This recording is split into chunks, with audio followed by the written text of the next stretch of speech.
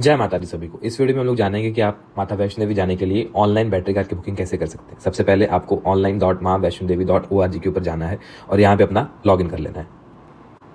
Login करने के बाद आपके फोन के ऊपर कुछ ऐसा स्क्रीन आएगा। ऐसा स्क्रीन के ऊपर आपको सबसे पहले बैटरी कार के ऊपर जाना है और उसके बाद कैटेगरी चूज करना है। अगर आप नॉर्मल पर्सन है तो आप जनरल कैटेगरी चूज करेंगे। 60 साल से ऊपर का उम्र है तो आपको सीनियर सिटीजन का ऑप्शन चूज करना है।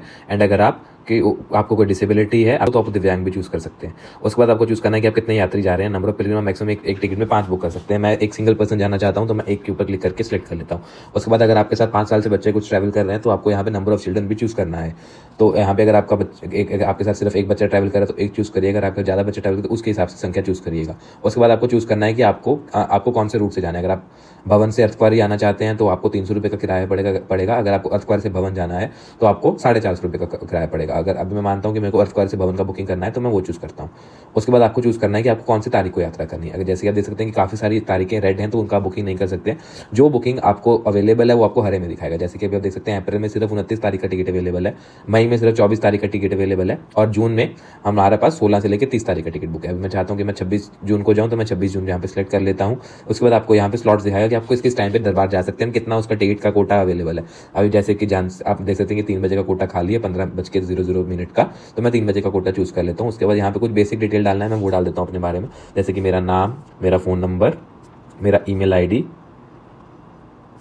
मेरा एड्रेस और उसके बाद ये हो गया प्राइमरी डिटेल। इसके साथ साथ आपको अपना जो यात्री आपका ट्रैवल कर रहे हैं, जैसे कि सपोज कीजिए आप ट्रैवल नहीं करें बट आपके पिताश्री ट्रैवल कर रहे हैं तो यहाँ पे उनका नाम है। जैसे मेरे पिताश्री का नाम सतीश अग्रवाल है तो मैं उनका नाम डाल देता हूँ। ठीक है, उसके बाद उनका जेंडर क्या है वो सिलेक्ट कर लेंगे, उनका उम्र क्या है वो सिलेक्ट कर लेंगे, उनका आईडी प्रूफ लगेगा। उसके अंदर आप अगर उनका आधार कार्ड डालना चाहते हैं तो आप आधार कार्ड का डिटेल डालिए, ड्राइविंग लाइसेंस का डिटेल डालना चाहते हैं वो डालिए, पैन कार्ड का डालना चाहते हैं वो डालिए।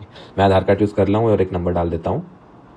ठीक है, ये मैंने एक रैंडम नंबर डाला है जस्ट आपको बताने के लिए। उसके बाद यहाँ पे ओके के ऊपर क्लिक कीजिए, प्रोसीड कर दीजिए। प्रोसीड करने के ऊपर आपको ये कंफर्मेशन स्क्रीन आएगा, यहाँ पे आप डिटेल्स वेरीफाई कर लीजिए और सबमिट के ऊपर क्लिक करिए। सबमिट के ऊपर क्लिक करने के बाद आपको एक पेमेंट गेटवे दिखाएगा, वहाँ पे आपके पास काफी माध्यम होंगे पेमेंट करने के लिए, तो उन माध्यम से आप पेमेंट कर सकते हैं। उसके बाद आपका बैटरी कार का टिकट बुक हो जाएगा। बट ध्यान रखिएगा आपको एक प्रॉपर कंफर्मेशन आए और ट्रांजैक्शन हिस्ट्री में जाके उसका डिटेल आप चेक कर सकते हैं। जय माता दी।